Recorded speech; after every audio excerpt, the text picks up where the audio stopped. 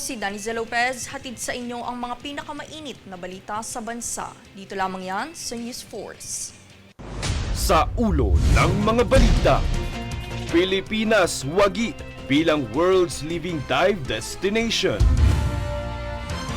Chinese militia vessels at fishing vessels na mataan sa West Philippine Sea. NEDA tiniyak na hindi nakakaapekto sa ekonomiya ang kasalukuyang tensyon sa politika. Pagsasawalang bisa ng kasal at legal na separasyon ipinapanukalang maisabatas. Halaga ng piso hindi gumagalaw laban sa dolyar. At presyo ng mga bilihin mananatiling stable ngayong holiday season. Patas at pantay na balita, komprehensibong ulat para sa pulso ng masa. Ito ang News Force. Nagwagi muli ang Pilipinas bilang world's leading dive destination sa ginanap na 2024 World Travel Awards. Pang-anim na beses na nasungkit ng bansa ang titulo.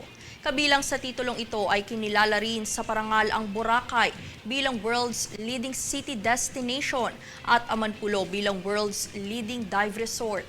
Ayon kay Department of Tourism o DOT Secretary Cristina Garcia Frasco, may pribilehiyo ang bansa sa isa sa 18 tanging mega biodiverse countries sa buong mundo. Kaya't patuloy ang pagtataguyod at pagtitiyak ng suporta ng kagawaran sa sustainable dive tourism ng bansa. Ang pagsisid ay kabilang sa pangunahing produkto ng turismo sa bansa na kumita ng bilyong piso para sa industriya ng turismo sa nagdaang taon.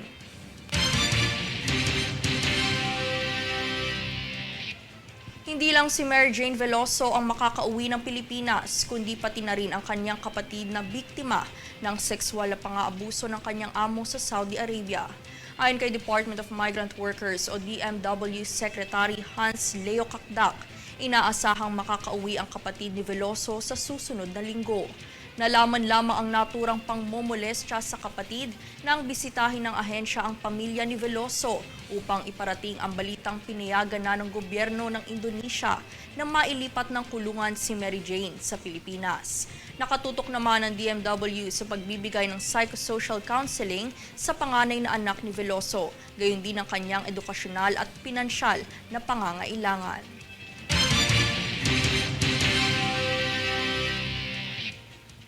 Binigyang diin naman ni Climate Change Commission o CCC ang kahalagahan ng pagsasagawa ng plano para sa climate change adaptation ng mga lokal na pamahalaan upang matiyak na ito ay naiintindihan ng publiko. Ayon kay CCC Vice Chairperson at Executive Secretary Robert Borge, importante na nauunawaan ang agham sa likod ng climate change, kaya't hinihimok nito na magkaroon ng sapat na kaalaman ang publiko ukol dito. Sa sunod-sunod na pagtaman ng bagyo sa bansa, kinikilala ni Borge ang pagbibigay alam ng pamahalaan sa komunidad.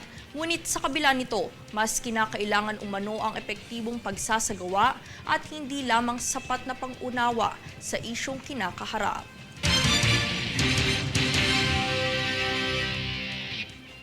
Sa ibang balita ay namataan ng 83 Chinese militia at fishing vessels sa Pag-asa Island na parte ng West Philippine Sea.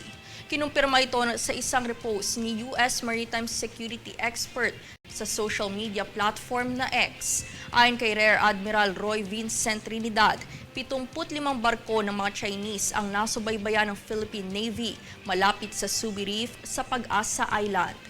Ang Pag-asa Island ay kabilang sa Exclusive Economic Zone ng Pilipinas, 285 nautical miles mula sa Palawan.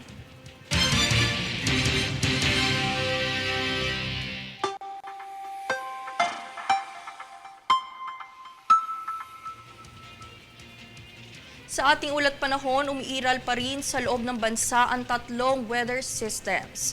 Kabilang narito ang Amihan, Shoreline at Intertropical Convergence Zone o ITCZ. Partikular na apektado ang gitna at timog Luzon ng Shoreline, habang Visayas at Mindanao naman ang tinatamaan ng epekto ng ITCZ.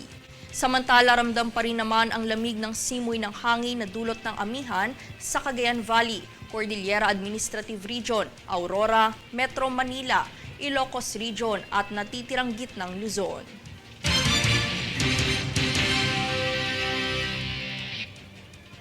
Susunod sa News Force.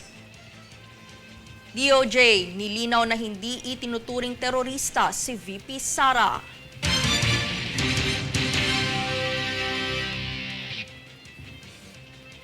PNP, tiniyak na handang harapin ang mga isasampang kaso ni VP Sara laban sa ahensya.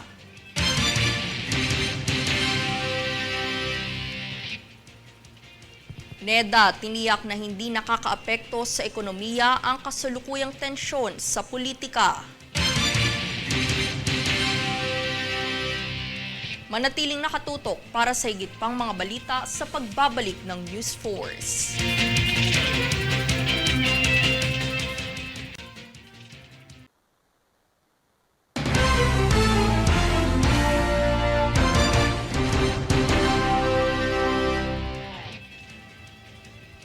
Tiniyak ng National Economic Development Authority o NEDA na hindi apektado ang ekonomiya sa kasalukuyang tensyon sa politika. Ayon kay NEDA Secretary Arsenio Balisacan, nakalatag naman ang mga economic policies ni Pangulong Ferdinand Bongbong Marcos Jr. na tinututukan ng economic managers ng administrasyon. Ayon naman kay Department of Trade and Industry o DTI Secretary Maria Cristina Roque, nananatiling mataas ang confidence level ng mga foreign investors sa Pilipinas.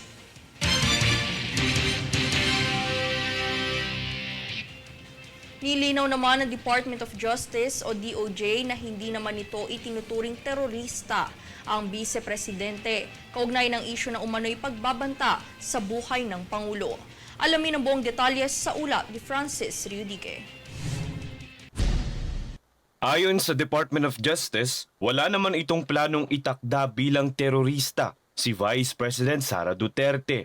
Ito ang nilinaw ni Justice Undersecretary Jessie Andres. Kaugnay ito ng umano'y pagbabanta ni VP Sara na pagpapapatay kay Pangulong Ferdinand Marcos Jr., First Lady Liza Araneta Marcos at House Speaker Martin Romualdez. Matatanda ang sinabi ni VP Sara na may balak ang pamahalaan na sampahan siya ng kasong paglabag sa anti-terror law. Kasabay umano ito ang pagkansela sa pasaporte at ma-freeze ang assets ng bise. Pero paglilinaw ni Yusek Andres, hindi totoo ang pahayag na ito ng bise ukol sa plano ng pamahalaan. Aniya, nais lamang panagutin ng Justice Department ang Vice Presidente sa naging pahayag nito na pagkausap umano sa partikular na tao na magtatakda ng umano'y assassination plots sa Pangulo.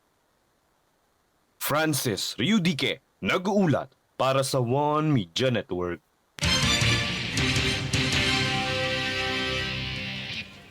Sa kamakailang pahayag tungkol kay VP Sara Duterte ukol sa impeachment, tinawag itong diversionary tactic ng mga lider ng Kamara. Yan ang balitang hatid ni Jade Buhoy.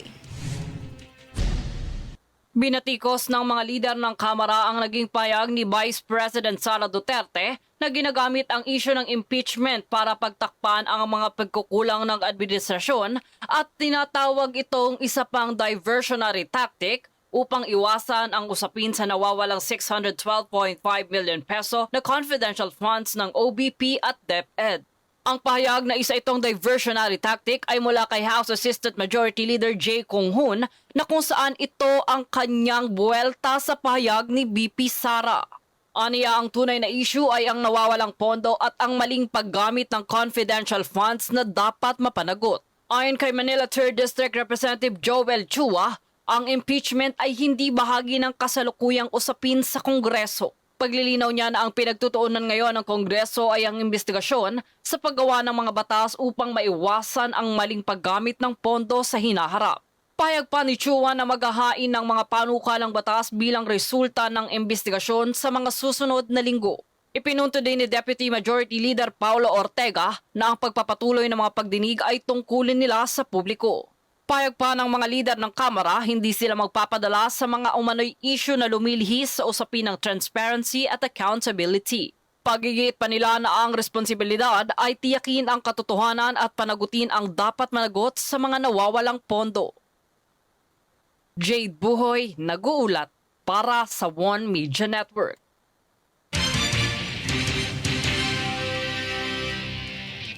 Ipinahayag naman ng Philippine National Police o PNP na handa nitong harapin ang kasong isasampa ng bise. Francis Riudique para sa balita. Tiniyak ng Philippine National Police o PNP na handa ito sa posibleng pagsasampa ng kaso ni Vice President Sara Duterte laban sa ahensya. Kaugnay ito ng kamakailang naging tensyon sa pagitan ni Vice President Sara Duterte at ng ilang kapulisan sa Veterans Memorial Medical Center. Dahil ito sa naging komprontasyon ng dalawang panig ukol sa paglilipat kay OVP Chief of Staff Zulaika Lopez mula sa ospital. Ayon kay CIDD Chief Brigadier General Nicolas Torre III, may karapatan naman ang bawat isa na magsampa ng kaso kaya welcome umano sa PNP ang balak ni VP Sara. Matatandaang sinabi ni VP Sara na kinokonsidera niyang magsampa ng mga kasong disobedience, kidnapping at robbery laban sa PNP. Ito ay matapos na maghain ng Quezon City Police District o QCPD ng mga kasong direct assault, disobedience to authority at grave coercion laban kay VP Sara kasama ang ilang security details nito. Sa kasalukuyan ay nagsasagawa na ng investigasyon ng PNP kasama ang pagtukoy sa mga naka-duty na personnel sa nasabing insidente. Francis Riudique, nag-uulat para sa One Media Network. Sa pananatili ng mga taga-suporta ng pamilya Duterte sa EDSA Shrine, ay nagpakalat na ang PNP ng mga pulis para magbantay sa seguridad ng publiko. Narito ang kabuuang ulat. Bagamat normal ang lagay ng EDSA Shrine, ay nagpadala ng kapulisan ng Philippine National Police o PNP sa lugar dahil sa matagal na pananatili ng mga taga-suporta ng pamilya Duterte. Ang ipinadalang mga pulis ay nasa 200 na sanib-puwersa ng Eastern Police District o EPD at Quezon City Police District o QCPD. Tinatayang nasa 100 mahigit naman ang mga emosyonal na taga-suporta roon ang nananatili. Kamakailan namang nakatanggap ang PNP ng ilang ulat at video na nagsasabing binayaran daw ang mga taga-suporta para manatili sa EDSA Shrine. Mariin naman itong itinanggi ng mga taga-suporta ni Duterte at sinabing ipinaglalaban lamang nila ang hindi magandang pamumuno ng Administrasyong Marcos. Daniza Lopez, nag-uulat para sa One Media Network. Hinimok ni Speaker Ferdinand Martin Romualdez ang Bicameral Conference Committee na gawing mas simple at nakatuon ang 2025 national budget sa mga proyektong makakapagbigay ng pinakamalaking benepisyo sa mga Pilipino. Ayon kay Romualdez, dapat unahin ang mga programang magtutulak sa pag-unlad ng bansa sa halip na gawing komplikado ang deliberasyon ng pondo. Nagpulong ang mga lider ng Kamara at Senado upang plantsahin ang mga salungat na probisyon sa panukalang budget nitong Huwebes.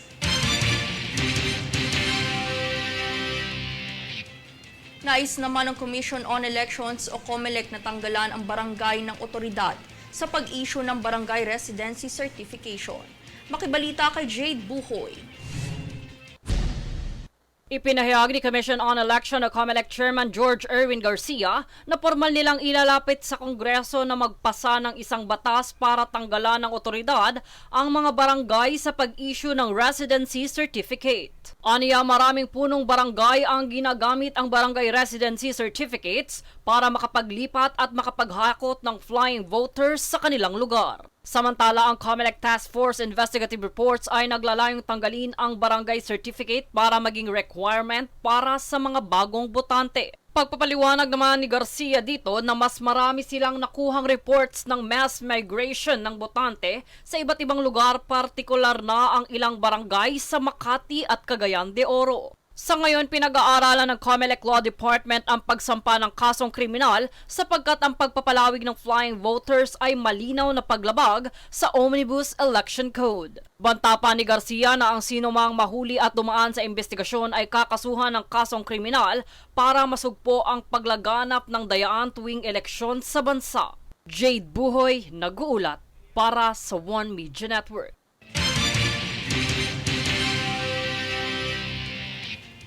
Tatlong mambabatas naman ang humimok sa kanilang mga kasamahan sa House of Representatives na maipasa ang panukalang gawing moderno ang batas ng bansa ukol sa pagsasawalang bisa ng kasal at legal na separasyon.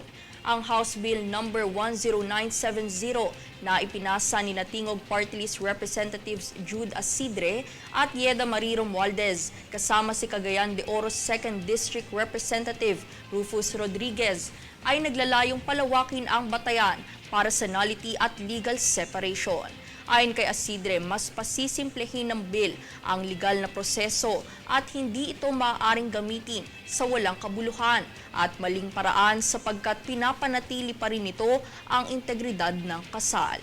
Paglilinaw niya, ang inisyatibang ito ay hindi para i-endorso ang divorce, kundi pangangalaga sa pagkasagrado ng kasal at tugunan ang mga pagsasamang nabuo mula sa pandaraya, pamimilit o panlilinlang.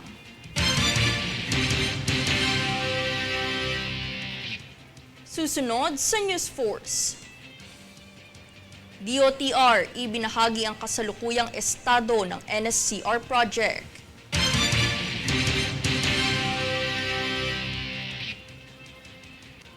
Philippine Stock Exchange Index patuloy na bumababa.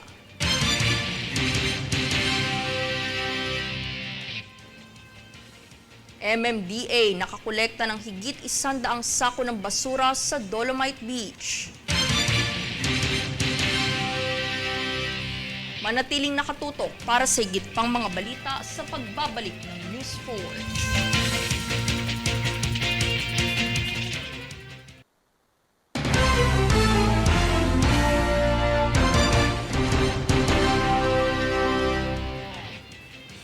Patuloy ang pagbaba ng Philippine Stock Exchange Index sa tatlong magkasunod na araw nitong Huwebes sa gitna ng pagkabahala sa ekonomiya ng Estados Unidos. Bumaba ang lokal na index ng 0.96% kung saan ang all shares ay bumaba rin ng 0.67%.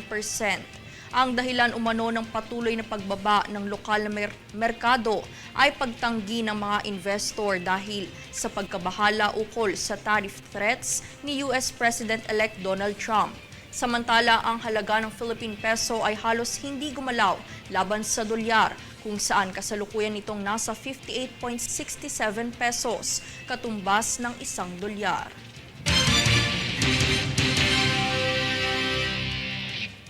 Sa patuloy na operasyon ng pagtatapos sa North-South Commuter Railway o NSCR project, ay ibinahagi ng Department of Transportation o DOTR ang kasalukuyang progreso nito. Panoorin. Kumpiyansa ang Department of Transportation o DOTR na mas magbibigay ng ginhawa para sa mga commuter ang isinasagawang North-South Commuter Railway o ang NSCR project.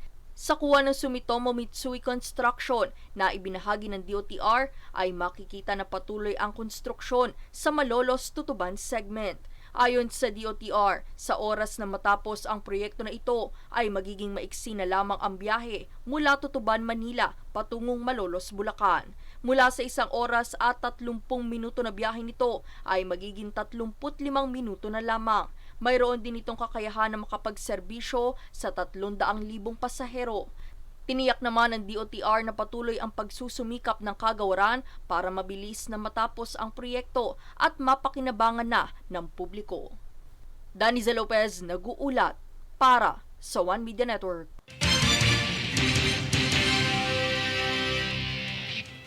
Isinagawa naman ng Department of Social Welfare and Development o DSWD ang Rapid Damage Assessment and Needs Analysis sa nangyaring sunog sa Santa Cruz, Manila. Natukoy dito na 437 pamilya ang naapektuhan ng sunog, habang 1,385 individual naman ang apektado. Kasalukuyan ding nakikipag-ugnayan ang kagawaran sa mga lokal na pamahalaan sa Maynila para subaybayan ang lagay ng mga biktima at bigyan ng sapat na tulong.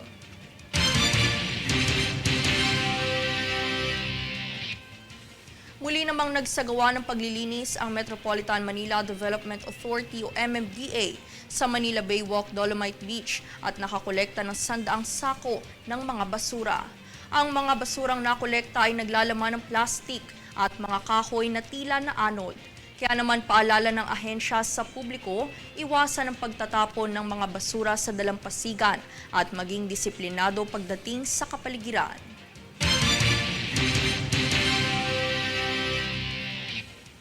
Tinitiyak naman ng Department of Trade and Industry o DTI na mananatiling stable ang presyo ng mga pangunahing bilihin habang papalapit na ang holiday season. Maging ang mga presyo ng mahigit 50% sa Noche Buena items ay inaasahang hindi magbabago habang nasa 5% naman ang binabantayang tumaas. Matatagpuan ang kasulukuyang price guide ng mga Noche Buena sa opisyal na social media platform ng DTI na bahagyan nyo ring makikita sa inyong TV screens.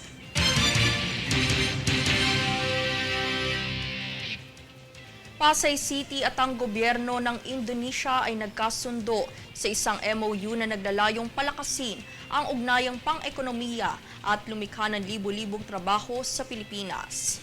Jade Buhoy para sa detalye. Nagkasundo ang pamahalang lokal ng Pasay City at gobyerno ng Indonesia para sa isang makasaysayang Memorandum of Understanding o MOU na naglalayong palakasin ang ugnayang pang-ekonomiya at lumikha ng libu-libong trabaho sa bansa.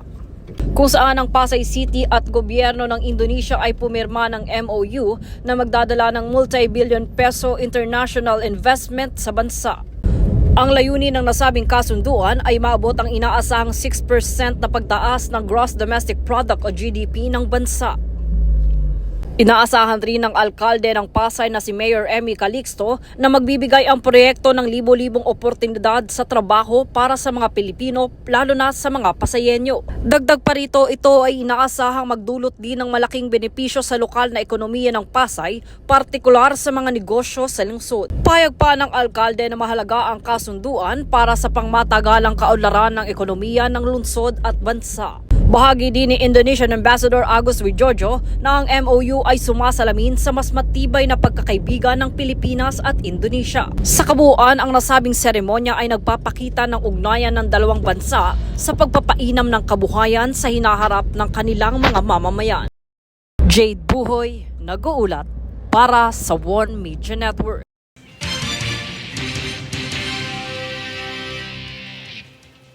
At narito ang recap ng mga nagbabagang balita ngayon.